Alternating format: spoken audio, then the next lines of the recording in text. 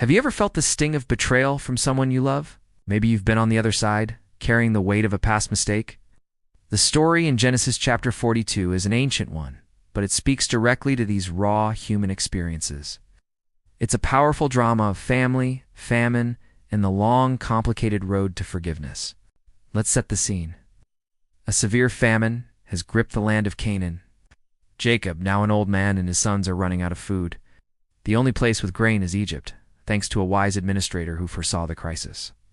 What Jacob and his sons do and know is that this powerful Egyptian governor is none other than Joseph, the son and brother they sold into slavery 20 years earlier. Think about that for a moment. They thought he was long gone, possibly dead. But in a stunning twist of fate, he's now the only person who can save them from starvation. So Jacob sends 10 of his sons to Egypt to buy grain. The youngest, Benjamin, stays behind.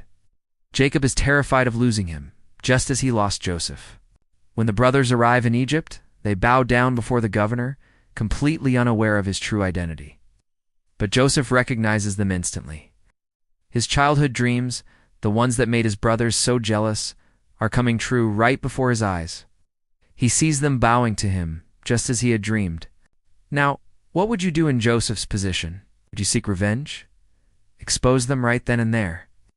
Joseph's reaction is incredibly complex. Instead of revealing himself, he decides to test them. He accuses them of being spies. He speaks harshly to them, interrogating them about their family. This isn't just a power trip. Joseph is trying to figure something out.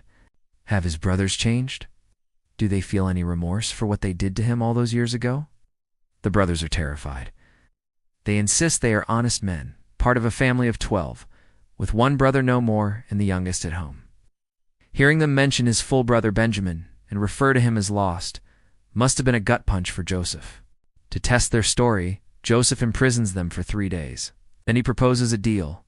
One brother will stay behind as a hostage, while the others take grain back to their starving families.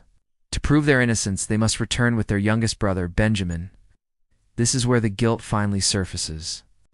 Believing the governor can't understand them, they start talking amongst themselves in Hebrew. They say, "Surely we are being punished because of our brother. We saw how distressed he was when he pleaded with us, but we wouldn't listen. That's why this distress has come on us." Reuben, the eldest, reminds them, "Didn't I tell you not to sin against the boy? But you wouldn't listen? Now we must give an accounting for his blood." Joseph overhears every word. He has to turn away to hide his tears. Their confession, their long overdue acknowledgement of guilt, moves him deeply. It shows him that they have been carrying this burden for 2 decades. They have changed. Joseph then has their sacks filled with grain, but he secretly orders his servants to return each man's silver payment, placing it back in his sack. He keeps Simeon as the hostage and sends the other 9 on their way. When the brothers discover the money on their journey home, they are filled with even more fear. What will the Egyptian governor think? Will he accuse them of theft next? They return to Jacob and tell him everything. But when Jacob hears that he must risk sending his beloved Benjamin to Egypt, he is devastated. He cries out, "You have deprived me of my children. Joseph is no more, and Simeon is no more, and now you want to take Benjamin. Everything is against me." This chapter ends on a cliffhanger. The family is saved from starvation for now, but they are caught in a moral and emotional crisis. Joseph's test has revealed his brothers' guilt and remorse, but it has also put them in an impossible position.